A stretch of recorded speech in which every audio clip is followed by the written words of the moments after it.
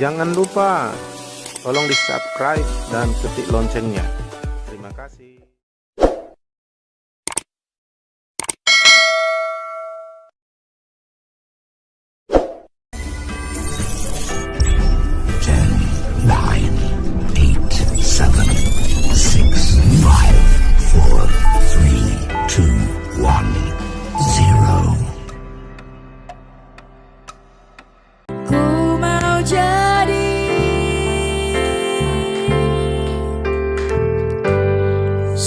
Sepertimu, di dalam Engkau kau ubah kami semakin baik sampai sempurna seperti Yesus. Tapi dunia dan dosa merusak, membuat segala sesuatu semakin rusak. Itu sebabnya hanya dalam Yesus kami dibaharui.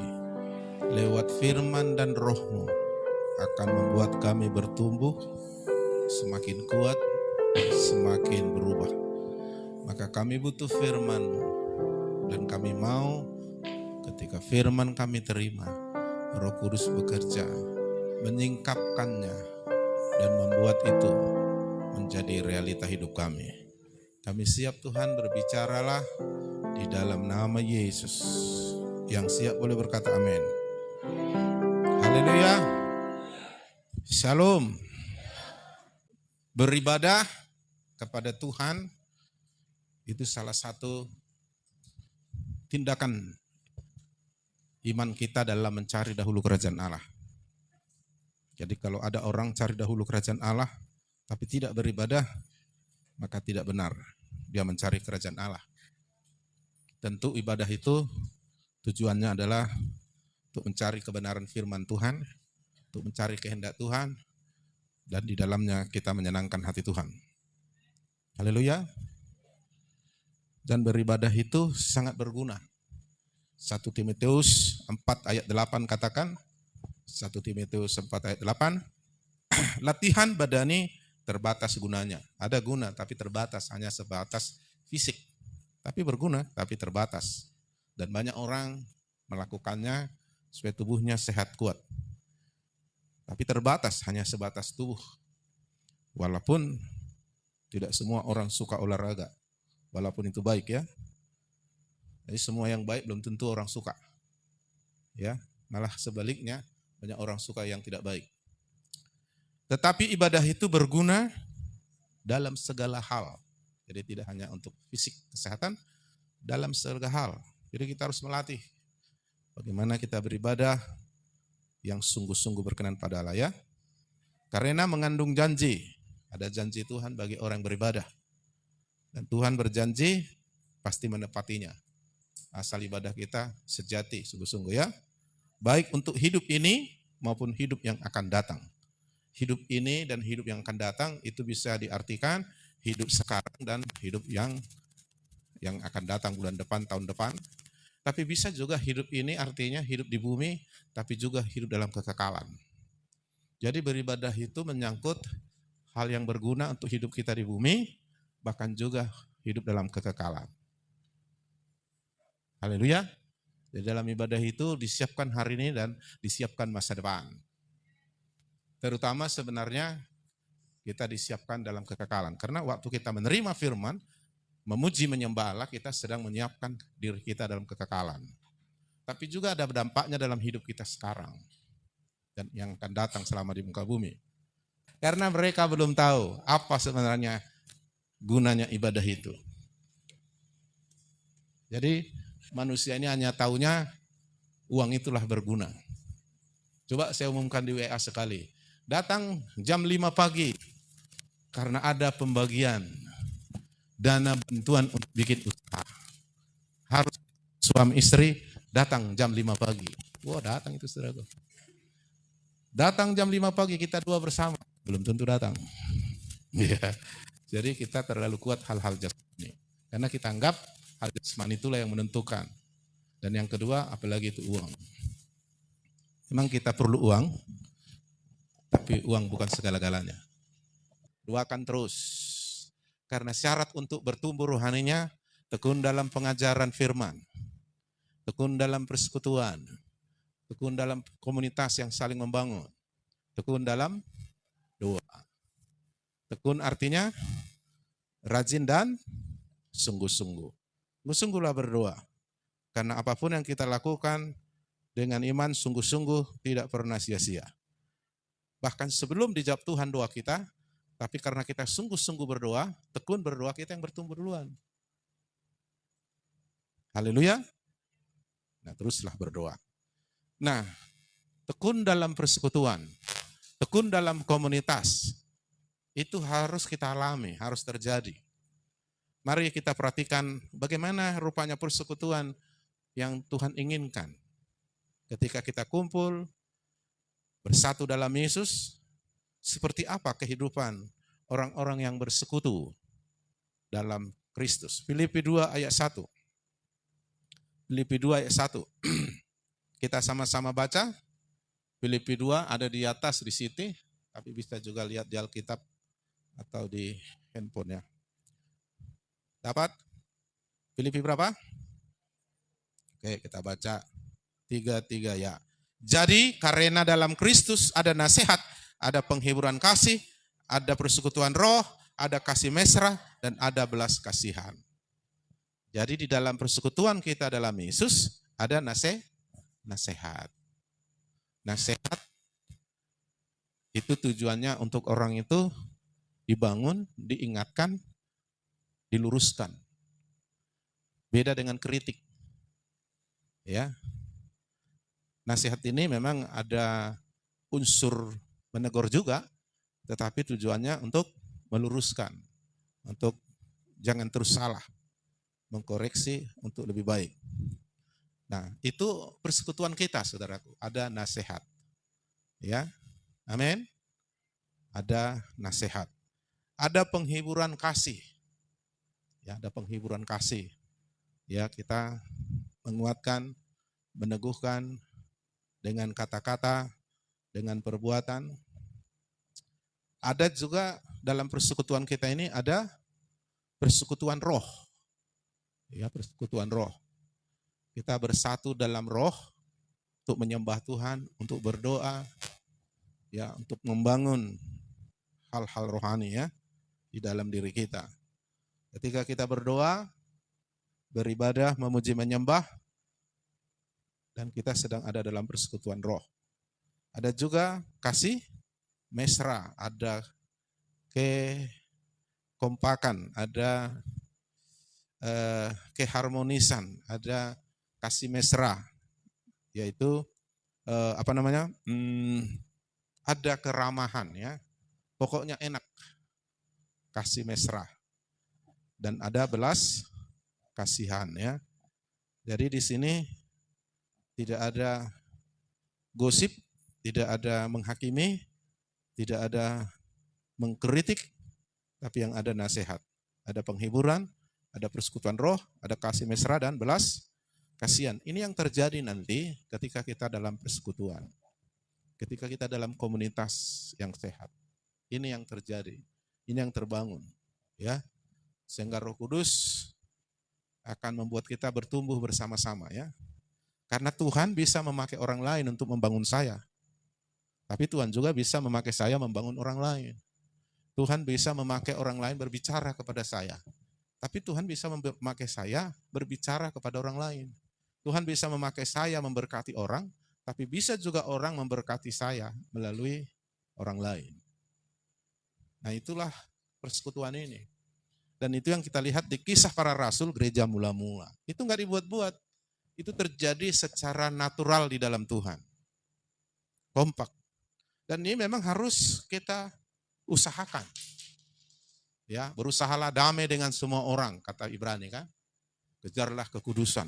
Tanpa kekudusan tidak seorang pun melihat Tuhan. Jadi ini perlu diusahakan.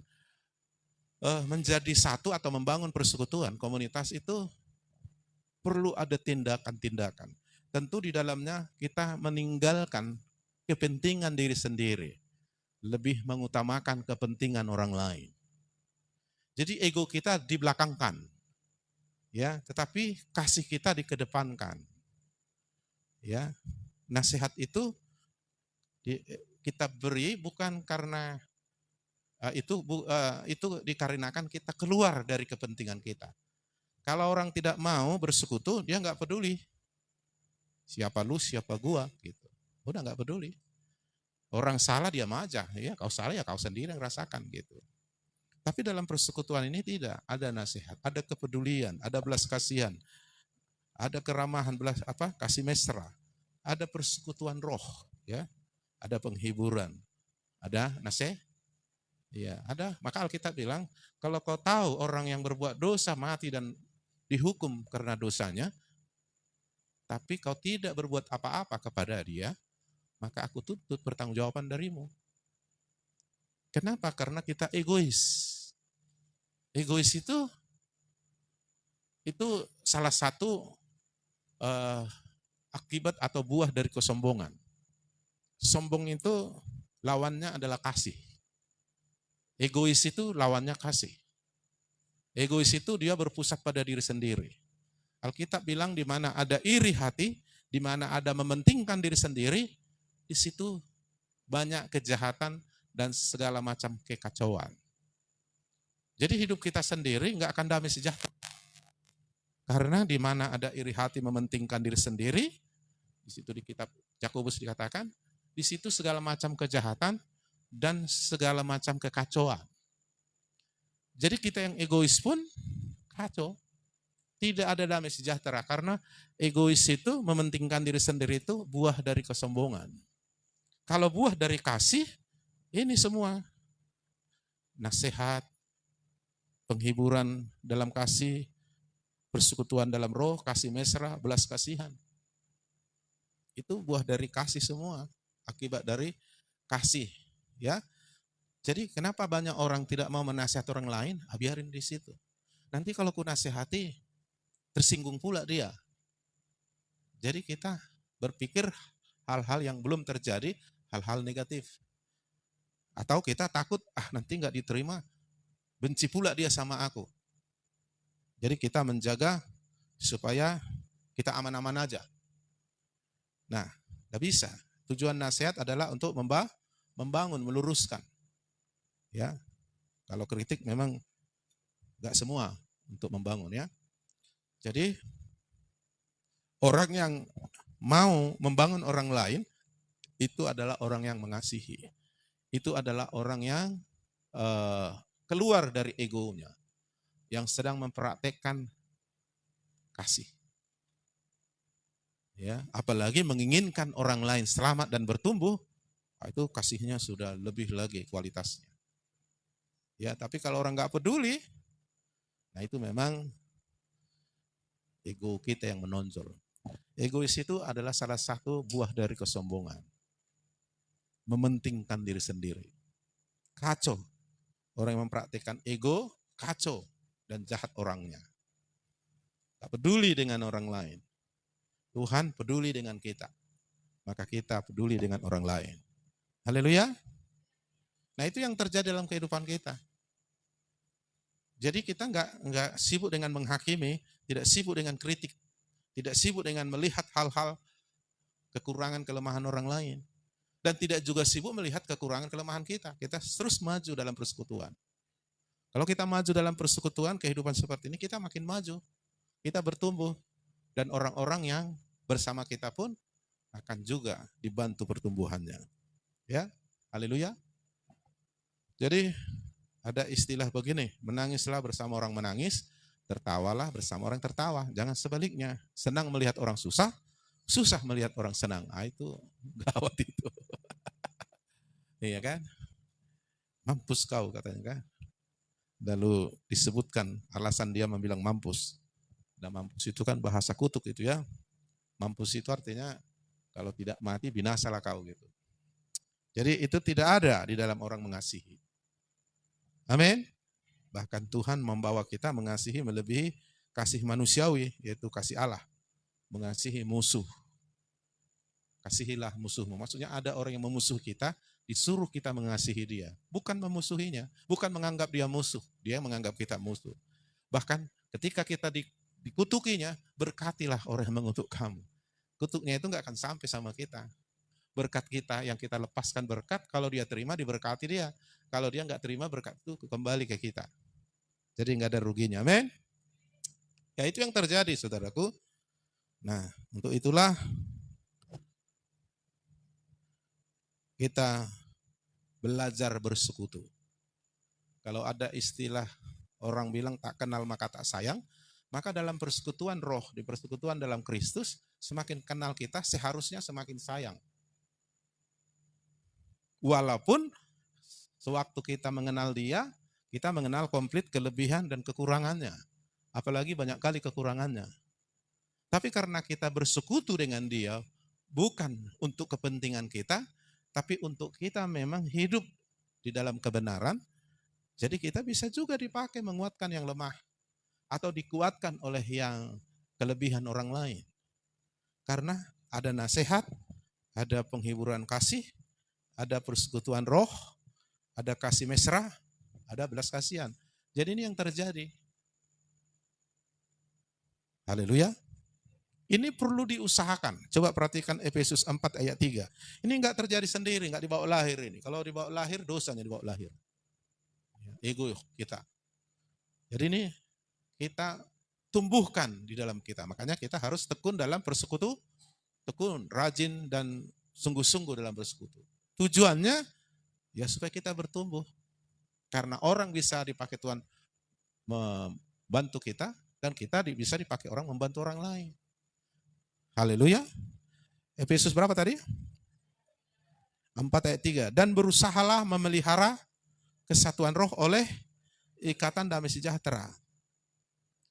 Temukan dulu damai sejahtera, lalu oleh damai sejahtera kita membangun kesatuan, memelihara kesatuan roh. Jadi nggak bisa kita mengikat dalam kesatuan roh, memelihara kesatuan roh, kalau tidak ada damai sejahtera. Maka usaha kita adalah memelihara kesatuan roh, membangun kesatuan roh oleh ikatan, ibarat sapu diikat. Kalau satu sapu menyapu, nggak bisa patah. Tapi kalau banyak lidi, maksud saya lidi, diikat, satukan, bisa nyapu ya. Jadi kita disatukan oleh ikatan damai sejahtera.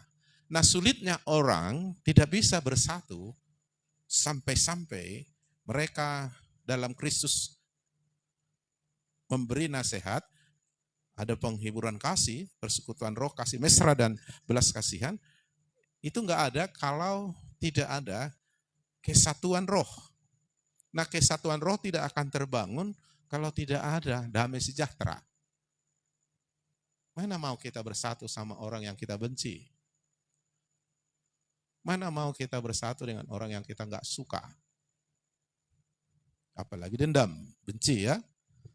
Maka di sini perlu diusahakan persatuan ini, bahkan dipelihara, diikat persatuan ini supaya terus terpelihara, tapi pakai ikatan damai sejahtera. Nah damai sejahtera ini pun diusahakan, berusahalah damai dengan semua orang. Kenapa kita berusaha damai dengan semua orang? Bukannya benci, bukannya tidak peduli, karena ya Alkitab memerintahkan kita untuk mengasihi semua orang, bahkan kita harus membangun kesatuan roh, persekutuan. Nah ini bisa terjadi karena ikatan damai sejahtera. Ikatan damai sejahtera atau damai sejahtera ini bisa ada itu karena Yesus dan firman Tuhan. Jadi memang hanya orang yang memiliki Yesus dan yang memiliki kebenaran firman yang bisa damai sejahtera. Dan orang yang damai sejahtera ini yang bisa membangun dan memelihara kesatuan roh. Bersatu kita teguh, bercerai kita runtuh. Bercerai itu karena ada permusuhan, ada kebencian, ada kesalahan yang terus dibangun di sana. Tapi damai sejahtera itu karena ada pengampunan, menerima satu yang lain, lalu ada kebenaran firman yang dibangun. Semuanya sama-sama tunduk dan mentaati Tuhan Yesus sebagai Tuhan Juru Selamatnya. Maka dikatakan dalam Yesaya 32, di mana ada kebenaran, di situ tumbuh damai. Kebenaran hidup kita adalah Yesus. Kita disatukan dan dibangun menjadi satu dengan Bapa, dengan surga lewat Yesus. Yang jauh diperdamaikan oleh pengorbanan Yesus. Kita juga disatukan ketika kita sama-sama mengejar dan mengenal Yesus. Dan kita juga akan menjadi satu dalam pikiran, dalam perkataan, dalam tindakan ketika kita terus menerima kebenaran firman. Itu sebabnya di mana ada kebenaran, di situ tumbuh damai sejahtera. Iblis ingin menggoda kita membenci, memisahkan diri, jangan bersekutu. Memisahkan diri, ego, dendam, sakit hati dipertahankan. Alasannya banyak. Kesalahan si Anula, karena inilah banyak alasan. Justru Alkitab bilang kita harus berusaha. Amin. Kenapa kita harus berusaha? Karena kita mau membangun kesatuan roh, terutama kita sesama anak Tuhan. Karena kita mau hidup damai dengan semua orang. Dan yang kedua, supaya kita juga hidup dalam damai. Karena kalau orang membenci, hidupnya tidak akan damai sejahtera. Karena benci itu dosa. Amin. Kalau kamu masih benci kepada saudaramu, sampai hari ini kau dalam kegelapan, bukan dalam Tuhan. Ya, kalau dalam Tuhan, dalam kasih. Allah adalah kasih. Barang siapa hidup dalam kasih, dia hidup dalam Tuhan.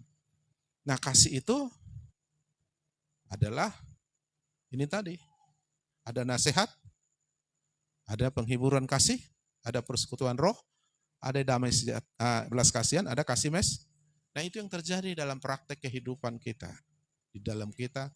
Nah, ini yang terjadi kalau ada persekutuan roh, maka kita jaga persekutuan roh ini, kesatuan ini dengan ikatan damai sejahtera. Nah, damai sejahtera ini harus dibangun dalam diri kita, karena ini gak datang sendiri. Dengan menghadirkan dalam seluruh kehidupan kita kebenaran. Kalau kita sama-sama mengejar Kristus, mengenal Kristus dalam persekutuan ini, dan terus menerima firman dan terus melakukan kebenaran firman, maka kita damai sejahtera dan kita boleh memakai damai sejahtera untuk berusaha membangun kesatuan roh. Haleluya. Dan itu salah satu ciri-ciri bukti real seorang anak Tuhan. Matius 5 ayat yang ke-6. Dikatakan berbahagialah orang yang membawa damai karena mereka disebut anak Allah. Jadi anak Allah membawa damai. Kenapa bisa anak Allah membawa damai sejahtera dari surga? Karena di dalam dia ada kebenaran, ada Yesus, ada firman yang kerja yang berkuasa. Nah, oleh karena Yesus dan kebenaran itu yang berkuasa dalam hidupnya, maka tumbuhlah damai sejahtera. Karena dia sudah memiliki, bahkan dalam dia tumbuh damai sejahtera, maka dia bisa membawa damai.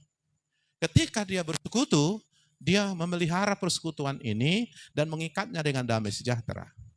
Tapi orang nggak ada Yesus, nggak ada firman, yang ada yang menonjol adalah ego, iri.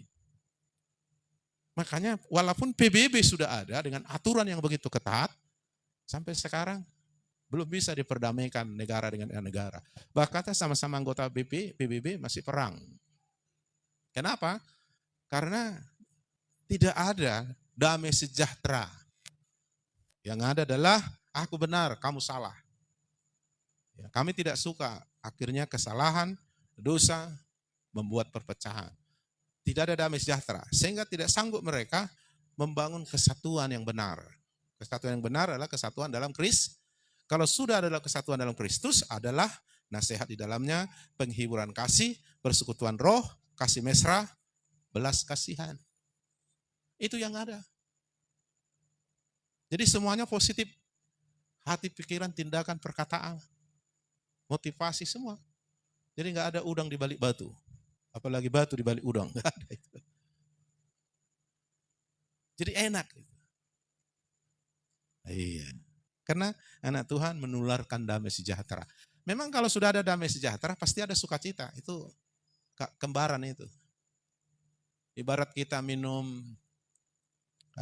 kopi, pasti ada pahitnya, ya kan? Kalau ditaruh gula, ada manisnya. Ya, jadi ada di sana, ya. Makanya nggak pernah ada orang, aku sebenarnya damai sejahteranya, walaupun aku sekarang lagi susah. Nggak ada itu. Aku sekarang lagi sedih banget, susah benar hatiku. Tapi aku damai sejahtera sekarang, nggak ada itu. Gimana itu senang tapi nggak damai sejahtera kan? Jadi selalu itu ya. Dan itu menyehatkan. Jadi manusia di zaman modern yang banyak masalah ini tidak sehat rohani, jiwani, badani, ekonomi karena tidak damai sejahtera. Ya kan? Waktu saya khotbahkan dulu kesehatan total, maksudnya roh, jiwa, tubuh, ekonomi kita, itu adalah karena ada damai sejahtera. Misalnya kalau hati kita tidak damai, pikiran kita tidak damai, itu kita lemah secara roh, secara fisik. Makanya orang yang nggak damai sejahtera, begitu ada masalah dia depresi, dia stres, dia akan gampang sakit.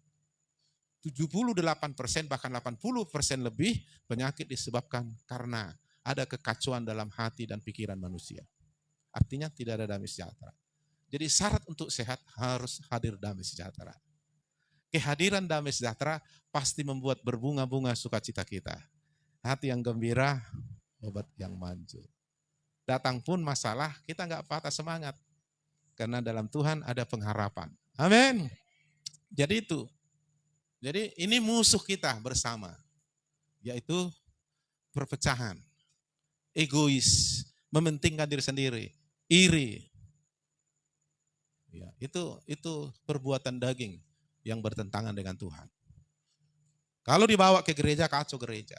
Kacau kita. Karena hanya untuk dirinya sendiri. Jadi orang egois itu sebenarnya mempertuhankan dirinya, bukan Yesus. Ngeri itu orang egois itu.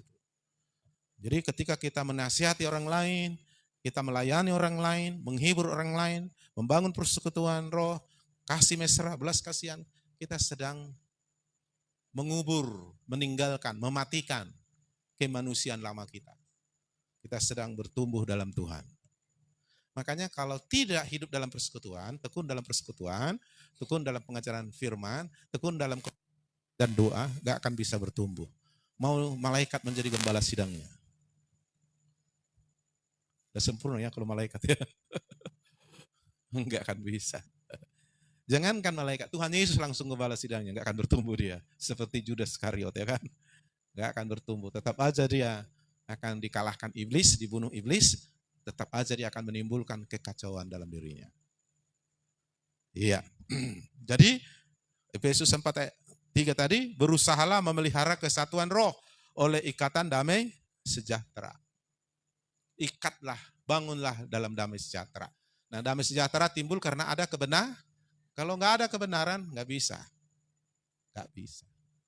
Contohnya, saudara kan, saudara benci sama saya karena 1-2 hal. Soal benar atau tidak, itu kadang-kadang relatif. Lalu saudara tidak akan bisa membangun saya tidak akan bisa membangun saudara. Nggak bisa.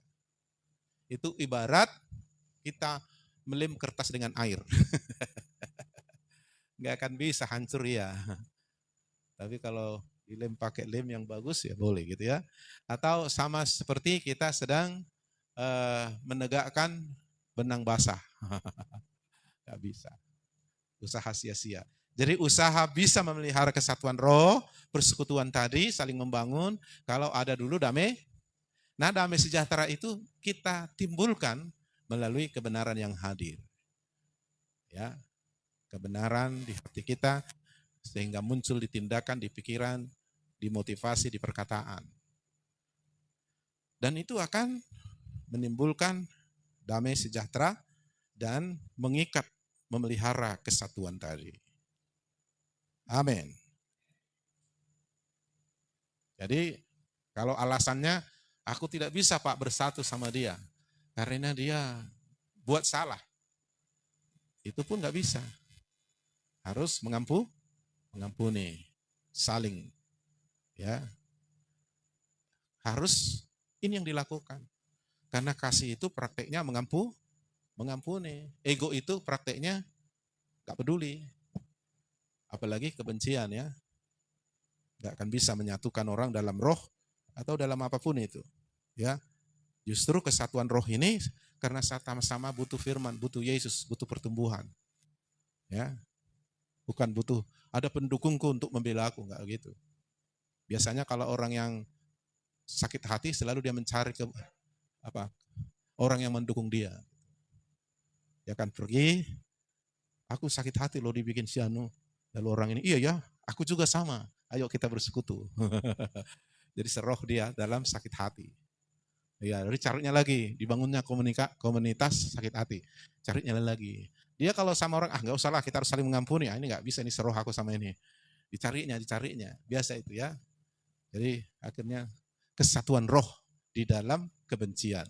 Kita nggak kesatuan roh di dalam Yesus. Ada nggak kesatuan roh di dalam kebencian? Ada. Ada kan? Makanya dilarang kita kumpul dengan kumpulan pencemooh. Iya, nggak akan bisa bersatu gelap dengan terang. Orang yang suka mengampuni tidak akan mau bersekutu dengan orang yang suka menghakimi. Nggak akan mau. Orang yang suka mengampuni tidak akan mau bersekutu dengan orang yang mengajak untuk membenci. Nggak akan mau itu. Nggak ada itu. Karena persekutuan kita di dalam ikatan damai sejahtera. Nggak bisa dalam kebencian kita menyatukan diri. Harus dalam damai. Bahkan memeliharanya pun dengan damai sejahtera. Yang bahayanya sekarang adalah iblis membuat jemaat tidak damai sejahtera dengan gembalanya. Itu paling bahaya. Paling bahaya. Ibarat otak kepala tidak punya hubungan dengan tubuh lagi. Apa yang terjadi? Lumpuh total. Orang yang lumpuh total itu nggak terhubung lagi saraf darah ke tubuhnya, enggak. Lumpuh total. Otak bilang kaki melangkah, nggak bisa. Tangan bergerak, nggak bisa. Hanya tergelantung aja dia di dalam tubuh. Kalau otak kanan rusak, maka seluruh tubuh sebelah kiri lumpuh total. Nah, iblis mau itu.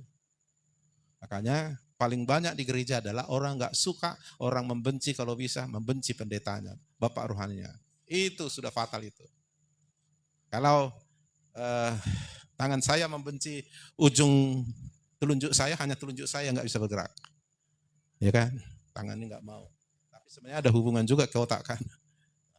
Tapi kalau sempat langsung gak ada hubungan ke otak, waduh, lumpuh semua. Ada dia tapi tergelantung gitu, gak bisa. Karena padahal Alkitab bilang minyak itu dari kepala dulu baru turun. Ya gimana turun karena sudah tidak terhubung lagi kan. Ibarat arus listrik kabelnya diputus, ya matilah. Nah, jadi kesalahan dan dosa memutuskan hubungan. Tapi kebenaran membangun, memelihara hubungan. Makanya jangan putuskan rusak hubunganmu dengan kesalahan dan dosa. Ego, iri, kepentingan diri sendiri. Itu merusak. Haleluya. Ya. Jadi, maka Tuhan bilang, bahwa kalau kamu ada sesuatu yang perlu dibereskan dengan saudaramu, tinggalkan dulu persembahanmu. Jangan lanjutkan persembahanmu datang kepadaku. Bereskan dulu, baru bawa persembahan. Artinya kita harus hanya bisa membangun persekutuan yang benar, persekutuan dalam roh untuk bertumbuh, kalau kita ada damai sejahtera. Soal orang membenci kita, itu urusan dia. Tapi soal kita harus berusahalah damai dengan semua orang. Haleluya. Bisa paham ya? Karena gereja zaman sekarang itu terus bergereja, satu keluarga, tapi hati mereka gak bersatu. Bahkan suami istri gak bersatu. Asal mereka diskusi, pasti bertengkar. Itu udah berat itu. Persekutuannya. Hanya satu rumah. Apalagi ada masalah, makin nampak itu. Maka doa mereka nggak akan didengar Tuhan. Galatia 5 ayat 19. Nah inilah akibat ego tadi. Tidak hidup dalam kasih, tidak damai sejahtera, tidak hidup dalam kebenaran, tapi hidup dalam daging ya. Perbuatan daging telah nyata. Apa kenyataannya? Percabulan, kecemaran. Apalagi? Hawa nafsu. Ya, itu nafsu jahat lah itu semuanya. Itu dosa-dosa seks lah itu semua. Penyembahan berhala ayat 20. Sihir. Itu menyembah yang bukan Tuhan Yesus ya. Baru yang lain perseteruan, permusuhan, perselisihan, iri hati, amarah, kepentingan diri sendiri, percideraan saling melukai, roh pemecah, bukan roh menyatukan, roh pemecah. Ayat 21, kedengkian. Tahu dengki? Kayak mana dengki? Ya, apa? Palak kali lihat orang dia. Itu. Apa? Palak kali ya. Dengki dia, dengki. Ya. Pokoknya nggak suka dia sama orang. Terus apa lagi? Kemabukan, pesta pora, dan sebagainya. Terhadap semua itu kuperingatkan kamu, seperti yang telah kubuat dahulu, kata Paulus ya, bahwa barang siapa melakukan hal-hal demikian, ia tidak akan mendapat bagian dalam kerajaan Allah. Nggak masuk kerajaan Allah. Ya, kerajaan Allah apa? Kuasa, kekuatan dari Allah. Kerajaan Allah damai sejahtera, sukacita yang dari Roh Kudus. Kerajaan Allah apa? Kerajaan Allah kebenaran. Enggak ada itu dalam dirinya. Dan orang ini tidak bisa masuk kerajaan Allah. Tidak mendapat bagian dalam kerajaan Allah. Tapi orang mengasihi itu adalah gaya orang dalam kerajaan Allah. Haleluya. Mengampuni adalah gaya hidupnya Yesus. Merindukan orang diselamatkan, itu gaya hidupnya Yesus. Membangun orang lain di dalam Kristus, itu adalah gaya kerajaan Allah. Tapi membenci, dengki, iri, mementingkan diri sendiri, perselisihan, persekutuan, pertengkaran, iri hati, amarah, semua itu bagian orang-orang yang tidak layak masuk kerajaan Allah. Hidupnya walaupun kaya, walaupun sukses, terhormat di masyarakat, tapi tidak ada sukacita damai sejahtera. Maka dia harus mencari ketenangan, pergi dia keliling dunia, kalau uangnya banyak. Dia untuk menghibur dirinya, dia akan pergi mencarinya di dunia ini. Bagi yang banyak uang, narkoba lah dibelinya. Atau segala macam kesenangan daging. Berjudilah, mabuklah, dan sebagainya.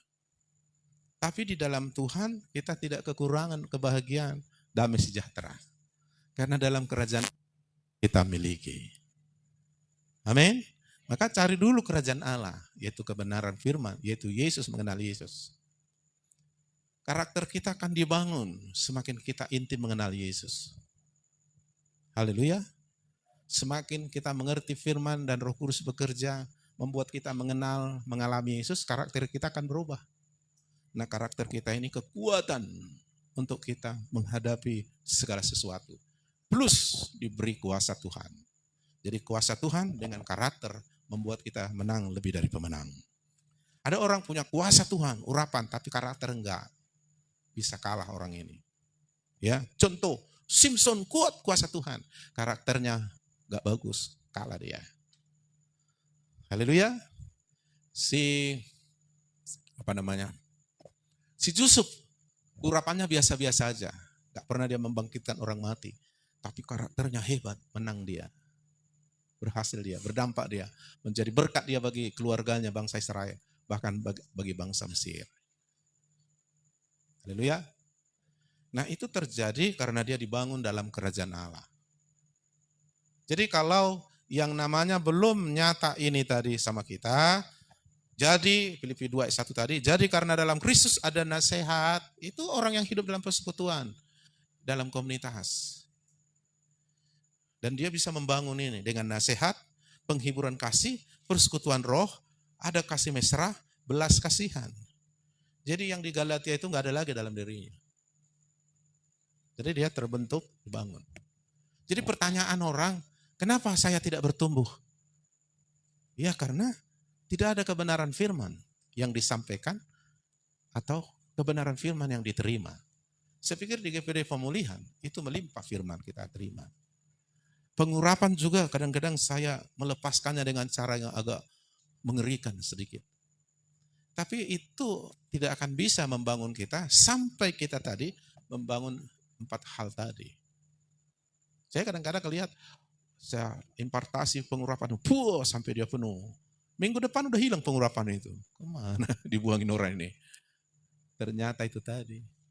Karena ketika kita membenci orang lain, pengurapan itu bocor, hilang.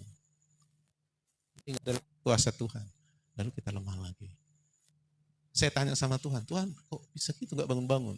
Saya doa sama Tuhan minta pengurapan, penuh pengurapan, bergetar saya, maju.